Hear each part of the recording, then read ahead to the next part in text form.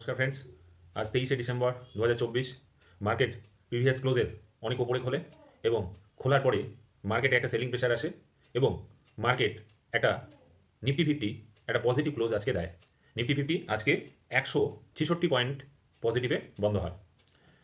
তো আজকে যে মার্কেটটা মানে নিফটি 50টা, সেই নিফটি 50টা দেখলে পরে দেখা যাবে যে আমি 19 তারিখে যে সাপোর্ট দিয়েছিলাম 23,870, সেই 23,870-এর কাছে কিন্তু মার্কেট একটা রেজিস্ট্যান্স নেয়। আপনারা চার্টটা দেখবেন, এই জায়গাটাতে কিন্তু একটা রেজিস্ট্যান্স নেয় এবং রেজিস্ট্যান্স নেওয়ার পরে মার্কেট কিন্তু নিচের দিকে আবার নামে।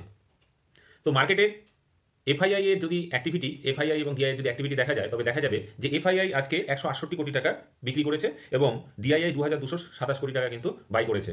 তাহলে আজকে এফআইআই এর সেলিংটা কিন্তু অনেকটা কম, তার জন্য কিন্তু মার্কেট আজকে অনেকটা পজিটিভ হয়ে বন্ধ হয়েছে। তো মার্কেটের যে পজিটিভনেসটা আসছে মানে তৈরি হয়েছে, সেটা কিন্তু ইন্ডিয়া ভিক্স দেখলে পরে বোঝা যাচ্ছে। ইন্ডিয়া ভিক্স কিন্তু প্রায় 10.03% কিন্তু নিচে বন্ধ হয়েছে। আর যে ইন্ডিয়া ভিক্সটা আছে সেটা আছে 13.52, একটা ভালো লেভেলে আছে। এই লেভেলে ইন্ডিয়া ভিক্স থাকলে পরে মার্কেটে কিন্তু ভোলাটিলিটি কম থাকে এবং এটা মার্কেটের পক্ষে ভালো। তো সমস্ত দিক যদি দেখা যায় তাহলে মার্কেটে কিন্তু আজকে পজিটিভ মুভমেন্ট থাকার সঙ্গে সঙ্গে সমস্ত কিছুই পজিটিভ দেখা যাচ্ছে, কারণ গ্লোবাল মার্কেটেও কিন্তু আজকে কিন্তু সব মোটামুটি পজিটিভ অবস্থায় আছে।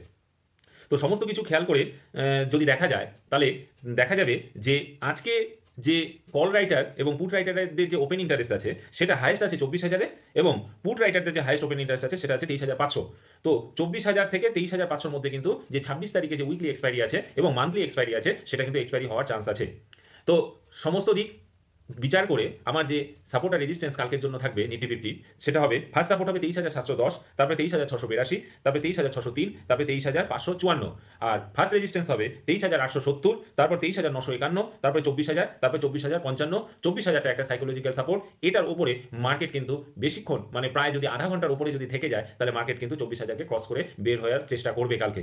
এই কারণ কালকে কিন্তু নিফটি 50 যে এক্সপায়ারি হবে 26 তারিখে, তার কিন্তু সেটা কিন্তু খুব কাছাকাছি চলে আসছে। এই কারণে যে 25 তারিখে কিন্তু একটা হলিডে আছে, তাহলে আমরা আজকে 23 তারিখ, তাহলে 24 তারিখ পাচ্ছি আর 26 তারিখ পাচ্ছি। এই দুটো দিনে কিন্তু কি নিফটি 50 উইকলি এক্সপায়ারির সঙ্গে কিন্তু স্টকগুলোও এক্সপায়ারি হবে।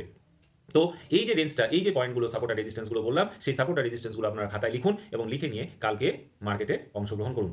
তো ভালো থাকবেন, সুস্থ থাকবেন, নমস্কার।